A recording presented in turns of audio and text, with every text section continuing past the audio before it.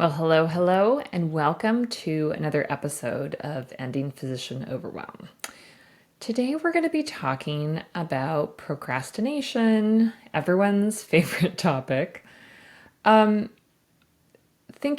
about all of the ways that procrastination shows up and how it really affects us, and how we've often been thinking about it in a way that's probably not very helpful. So many people will think of procrastination as a time management problem. I just don't know how to manage my time. And I would argue that even if we could prove that that was or wasn't true, that may not be the most helpful way for us to think about how do we go about the problem, fixing the problem of procrastination, right? Purely as a time management problem. I think if it was a simple time management problem, which comes down to numbers, right? Numbers on the clock, right? We could fix that. We could fix that pretty easily by doing things that really help us to be aware of the time. And yes, that can be a solution for some people. Some people with ADHD, right, struggle with time blindness, right? They really just don't have much of an awareness of how time is passing. But I think for many of us, the numbers are not the problem. And so that's what we're going to really focus today on, is thinking about, well, what is the problem if it's not simply the numbers? So I want to argue here that procrastination really comes down to problems with emotional regulation, specifically tolerating discomfort, whether that's our own discomfort or someone else's discomfort, and energy regulation, right? How much energy is left in my tank, and how is that affecting me being able to get started with a task or not, right? So think about times when you procrastinate and what's going on. I would argue that you would probably look back and say that at times when you are feeling really in good place, right? You're feeling emotionally well, like things are generally going your way. You feel like you have great energy. You are probably significantly less likely to procrastinate. Now, that's not to say that you never would, but I would argue that you're probably much less likely to procrastinate compared to times where you feel like you're just kind of emotionally depleted or energetically depleted, or both. And of course, when we are talking about physician burnout, we are often looking at both emotional depletion, right? Emotional exhaustion is one of the hallmarks, as well as energy depletion, right? You've got too much to do often and trying to manage it all, often with less rest and less sleep. And I'll separate those two things out because they're not always the same, right? Our sleep and our rest time are not necessarily the same. So let's think about this. When it comes to thinking about emotional regulation, what do I mean there? What I'm talking about is kind of that state of how tantrumy are we, and how much do we identify with our emotions as, fact, or as something that we are experiencing, right? When we are in the middle of a tantrum, right? When you observe a child, a toddler, having a full out knock on the floor tantrum, right? Where they're just like, they're on their bellies and they're kicking and screaming, right? They are fully in their feelings, and they are not aware that their feelings are a temporary state that they're experiencing right now. They're just in it. And I think for so many of us, when we are feeling overwhelmed, anxious, frustrated, resentful, we are so likely, especially if we're energy depleted, to over-identify with those feelings, right? To feel as though those feelings are just fact. There's not a possibility to feel anything else, right? They are just this is inevitable, and this is how I'm feeling, and I'm always going to feel this way, is kind of the internal sensation. And when we are feeling our feelings, like we're feeling frustrated or resentful, we're running late, right? We're overwhelmed, we've got too much on our plate, we are less likely to be able to handle the discomfort of sitting down and getting something done, right? Having a difficult conversation, completing our notes, right? Telling someone bad news. We are less likely to be ready to engage with that if we are all up in our feelings. And because emotional exhaustion is a key component of burnout, right? It's part of the definition. It's really important that we see that when we are all up in our feelings, we are going to struggle with procrastination. The other side of it is sometimes we will procrastinate because we are uncomfortable with the way that other people may feel as a result of the action, right? That's not true, probably, of our notes, right? But we may procrastinate to tell somebody something hard because we are avoiding the discomfort of what they may feel, right? And our own discomfort at their discomfort. When we are choosing to not sit and write our note because we've got somebody else waiting, we are not tolerating the discomfort that we would feel because they're upset that we are running more late, right? So we get into this place where we are a little bit afraid of the emotions, and that leads to procrastination, right?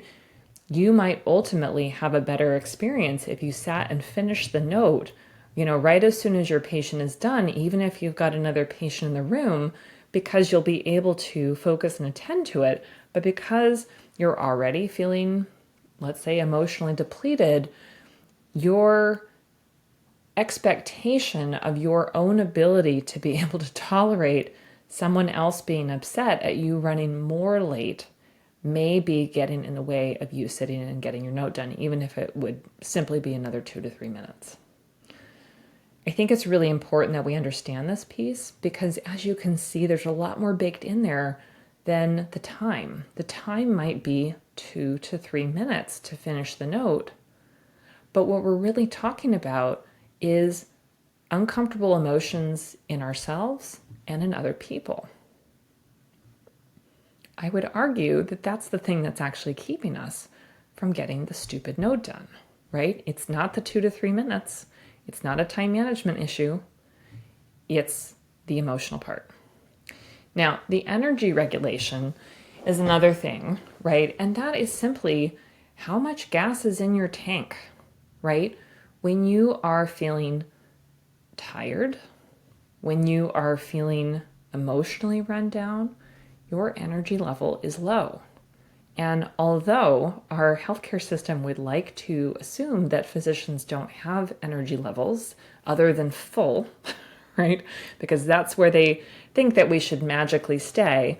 That's just simply not true, right? We need fuel in the form of food. We need rest in the form of sleep and non-sleep, time to not be at work, not be operating, not be on call. We need that, right? That's part of normal humanhood. We need energy in the tank in order to be able to not procrastinate, right? When you are depleted, it is that much harder to sit down and complete tasks that you don't want to do, even if there's no other human and no other human's discomfort, right? If we think about the problem that I hear about so often, and yep, been there, done that myself, right? Where we've got a whole lot of charts to catch up on the weekend, right? So let's just say for giggles, we don't have any family around. We don't have anyone who is inconvenienced by us needing to take time to do the note. But if your energy is really run down, it's pretty difficult to sit down and get those things done, right? Because your energy is low. You probably also have some negative emotions going on, right? Anticipating the whatever it is that you feel about getting your notes done, even if you are not without time, right? Again, not a time management problem. It's really about the energy that you have in order to complete the tasks, as well as the emotions that you are feeling or anticipate feeling when it comes to actually sitting yourself down and doing it. I see so many physicians beating themselves up when they get into these cycles of procrastination, especially when it comes to notes getting completed and inbox, or forms or any other thing that has to be filled out.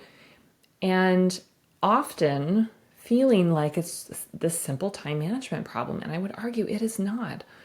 But when we are constantly allowing ourselves to stay stuck in these patterns where our emotions are not being acknowledged and sort of processed and digested the way that, would be good for us as humans to be able to do, and our energy levels are super low, that is just a really unsolvable problem. And it doesn't matter what the time is. It doesn't matter if you have 6 or 8 hours to finish the project. Again, when you're feeling so run down, it's not a time management issue.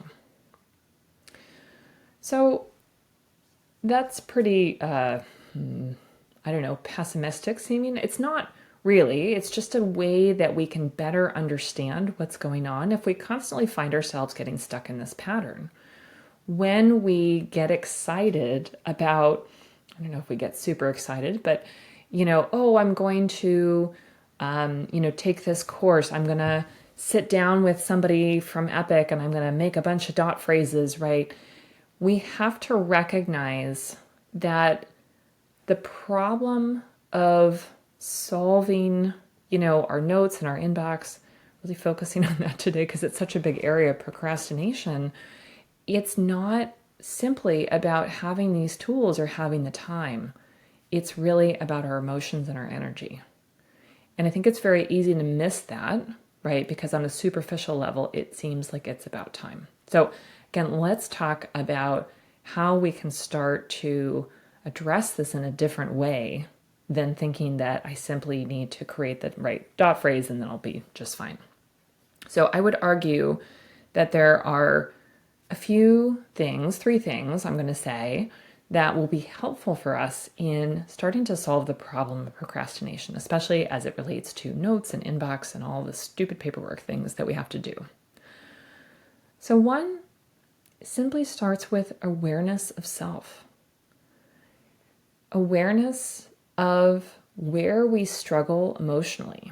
And that might be sort of our own side of things, and it might be where we struggle with the emotions of other people, right? If I am pretty deeply entrenched in people-pleasing behaviors and thinking and feeling really deep down that it's not okay to keep people waiting, right? That I am ruining their daytime experience by keeping them waiting. If that's very deeply entrenched in me, right, then I'm not going to take that few minutes because I'm so bothered by the notion of inconveniencing someone else and causing them any distress. This is a really important part of the puzzle, right? Because when it comes to doing stupid things like getting our notes done, we will need to inconvenience some people, not because we are bad, terrible people, not because we're taking a coffee break, but simply because if we want to have a better experience, and part of that is completing our thoughts and getting them down, right, in this necessary thing that we have to do, which is writing a note, if getting that task done requires me keeping somebody sitting for a few minutes, I have to be aware that that's where my emotional discomfort is coming from. And I need to start to change the way that I think in order to be able to sit and get the note done, right? So that takes some emotional tuning in of Where am I struggling here? Is it that I anticipate that sitting and writing my notes is going to have me feeling confused, frustrated, overwhelmed? What is the emotion that comes up? Or what are the emotions that come up? Where do I struggle with getting this done? Now, everybody is very individual with this. And I know that there are some people who write the briefest of brief notes, right? We've all seen them. And they just walk out the door, right? They're just on their way, right? There is no emotional distress connected to the note. It is simply an unemotional experience, right, that gets done. Those folks are probably not listening to this conversation right now, so I'm not really talking to them. I am talking to those of us who get hung up on some aspect of the emotional work of getting a note done, right? There may be some feelings of inadequacy there. There may be some feelings of guilt at keeping somebody waiting, right? There may be some sense of, gosh, I'm so slow, I'm so inefficient, right? There is often a strong inner critic that is connected here and getting in the way, and no amount of epic training is going to change that. We have to come at it from a different perspective. The awareness of energy is a little bit different, and I would say that there is also a high level of judgment here that happens because we might look at other humans who do our same work and scratch our heads and say, why are they not having a problem? They just seem to be, coming into work, getting their stuff done, and leaving. And here I am. I feel like I go so slowly. I feel like I'm overwhelmed. I feel like I get stuck on problem X, Y, and Z. What is going on? For whatever reason, we are all different in terms of the amount of energy that certain tasks take us and the amount of energy that we need for different areas of our lives. All of that is quite different, right? We need different amounts of sleep. We need different amounts of non-sleep rest. We need different amounts of brain and emotional energy in doing the work that we do, right? If you are more introverted, and you can have deep connections with individual humans in a patient care setting, but you need some more time to recharge your batteries than you currently have, that is part of your energy regulation, right? People who are much more extroverted may be filling their batteries, right, as they pop from room to room. They may not experience quite the energy drain that you do. Now, we need all of us out there doing care for people, right? I am more on the introverted side. I can definitely practice extroversion and be social, but I need time to recover. This is where having two of the chattiest children is really a struggle. That's a different story for a different day, though.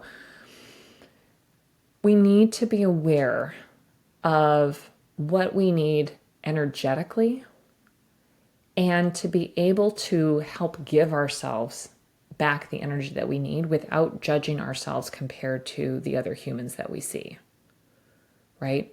We are all different. That is okay. We are not robots. We are not machines. You may be someone who connects very deeply with patients and is able to do amazing work, and that probably requires a different level of energy than someone who is popping through 50 patients in an urgent care setting with no problem. Let's accept and acknowledge that we each need different things. And when we have more awareness of what we need energetically, especially at whatever phase of life we're in, right? That's going to be different if you have a pregnancy or you're a new mom or you have a young puppy at home or you are recovering from illness or you're someone who needs 10 hours of sleep, right? All of that exists and that can all change as we move through time. So don't judge yourself for that, but learn to be aware of it and practice things that help you to be able to have the energy that you need to feel good, right? to have minimal procrastination because you have given yourself back the energy that you need in order to feel balanced and that you are practicing in a sustainable way. Okay, so awareness of self as it relates to our emotions and where we struggle there and our energy is really important. The next thing is that we need to be willing to experiment with alternatives, right? If we find ourselves in pretty constant struggle with procrastination and we can see and be aware of where we struggle with the emotion parts and where we struggle with the energy parts, okay, then we have a chance to experiment. What am I going to do differently and see how it works, right? Am I going to run the experiment of what actually happens if I choose to take 2 extra minutes to sit and complete my note? What do I actually feel? What do the other humans actually feel? When I greet my patient and say, "Thank you so much for waiting. I really needed to get my thoughts out on the last patient so that I would be ready for you. And I really appreciate your patience," right? You are starting that conversation in a good place. And I would argue that if we practice doing that, right, we will see that spending those extra 2 minutes to get the note done for the last patient and be able to leave with, most or all of our notes done at the end of the day, that will feel energetically good. But it takes the willingness to experiment with the potential for inconveniencing the other humans, right? When we think about, okay, how do I want to experiment with energy? A lot of my clients that I talk to spoke of, when they're working on their notes or their inbox, they do pretty well in the morning. And then midday, they feel like for the afternoon, they gotta get caught up around, quote unquote lunchtime, right? And then going through the afternoon, it feels much harder to stay committed, right? It's much harder to have the energy to be able to sit and finish a note or get through the inbox or whatever the tasks are, right? They're much more likely to procrastinate in the afternoon. All right. Well, if I'm fresher in the morning, right, my tank is probably fuller. If my tank is too depleted midday in order to be able to get my stuff done and not procrastinate in the afternoon, what might I experiment with in the middle of the day that might help me to refill the tank a little bit and have a better experience of the afternoon, right? Do I need to actually take a break and eat some lunch, some real lunch, right? Not something from the vending machine, not a donut in the break room, but some real lunch, right? That has actual nutrients in it. Do I need to go for a walk or spend 5 minutes outside taking in some fresh air?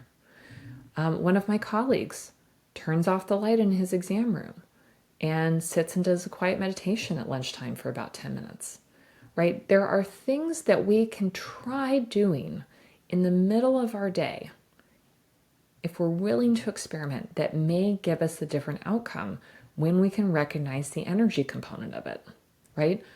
Similarly, if we are finding that Mondays are easier than Thursdays, right?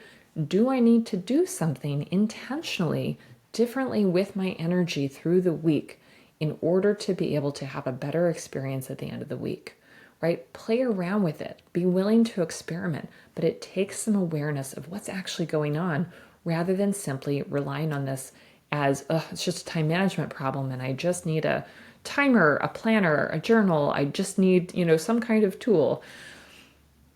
Probably not, my friends. Probably not. Okay.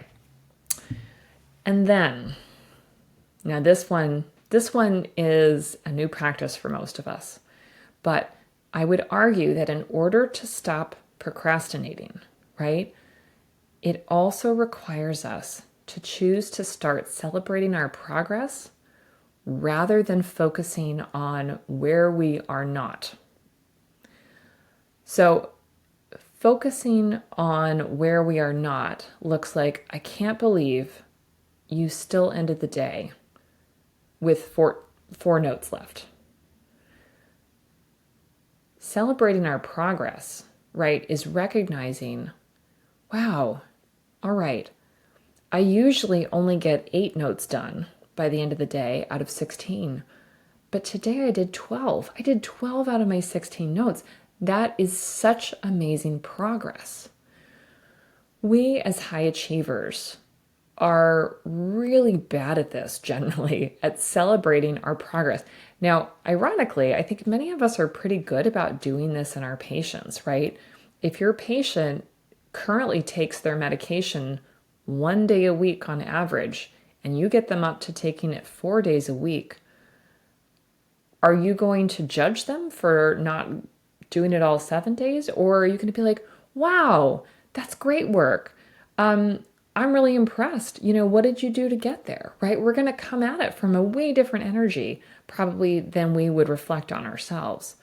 Turns out, right, if you are all familiar with positive psychology, that when we notice our progress, right, when we celebrate our wins, our little successes along the way, we are so much more likely to continue the behavior than if we are beating ourselves up over it, right? If I recognize, wow, I did 12 of my 16 notes today, that's great. That's such amazing progress, right? I'm going to continue to challenge myself to make that same progress or to beat my score or to do something that feels good, right? I'm going to choose to see it as a win as opposed to if I'm like, nope, see, you can't do it. You can't do it. You didn't get them all done. Therefore, it's like a 0. It doesn't even matter, right? I'm probably not going to even bother to try the next day. Let's choose to, I almost said silence the inner critic. I don't think that we can silence the inner critic, but let's choose to not let the inner critic run the show. What if we choose to start celebrating our progress, right? We choose to start recognizing how far we've come. If you've read The Gap versus the Gain, this is all what it's talking about, is noticing the gain, right? The progress towards the goal rather than the gap between where we are now and the goal, right? We want to really recognize and celebrate progress along the way because it is such a more positive pull and we are so much more likely to get where we want to go when we recognize the improvement that we made, when we notice it, when we celebrate it, right? This is why with my coaching clients, we start out every call with celebrating some kind of win or accomplishment. And I'll tell you, it's hardest to celebrate these small things so consistently. Someone will be like, I don't really feel like I did anything this week. And then they'll be like, well, I don't know, I did get all my notes done on Tuesday. That's great, right? That's an improvement. Part of the reason that I do that is that I'm challenging everyone every time that we meet to be able to recognize those small wins and start building that as a practice. Because people who have coached with me for a while know that I'm going to ask them that. And they start thinking, what are my wins this week before we get to the session? And that is an external accountability sort of validation sneak, right, that can really be powerful for people when they start working with a coach, right? Because often that internal accountability, when it comes to something as quote unquote silly as celebrating getting our notes done, you can see it'd be easy to dismiss that progress, but this is how we successfully make change, right? Is we have positive milestones to celebrate along the way. All right. So I hope that I have made the case that procrastination is not about time management and numbers as much as it is about emotional and energy regulation, right? We talked about how we can start to be aware of where we're struggling emotionally and energetically, where we can start to experiment with alternative options, right? And start to see what would work better than what we're currently doing. Especially when it comes to stupid things like getting our notes done and getting through our inbox, and celebrating the progress that we make along the way. Because things like notes and inbox are not discrete projects with a beginning and an end. Finding ways to regulate these things and to help manage them is so important, right? We need to see them as dynamic things that are always moving, right? When new patients come in, when you have a new schedule of patients, when you're starting your hospitalist week, right? And you've got patients assigned to you, we've got to recognize that the goal is not getting to zero, because that's just not how it works, right? We've got tasks to do, and tomorrow we're going to have other tasks to do, and tomorrow we're going to have other tasks to do, right? So just like laundry or dishes, if you live in a house and you wear clothes and you use dishes, you are constantly in a state of filling up and emptying the dishwasher or the laundry machines, right? And we don't get upset usually when we have made new dirty laundry. We have to see the tasks as different than something that is a one and done, just like our notes, just like our inbox. All right, my friends, I'm going to stop us there. Think about procrastination differently. Treat yourself with kindness, compassion, curiosity, and start to think for yourself, what is the struggle that I have? Where are the problems when it comes to working on notes and inbox? And how do I want to start doing things differently? How do I want to take care of myself differently so I don't get stuck in these same emotions or stuck, with depleted energy all the time? How do I want to start to address these problems? You will feel so much better when you are able to see this as something that you can fix, as something that you can work on, right? As something that you can make progress in. All right, until next week, take care.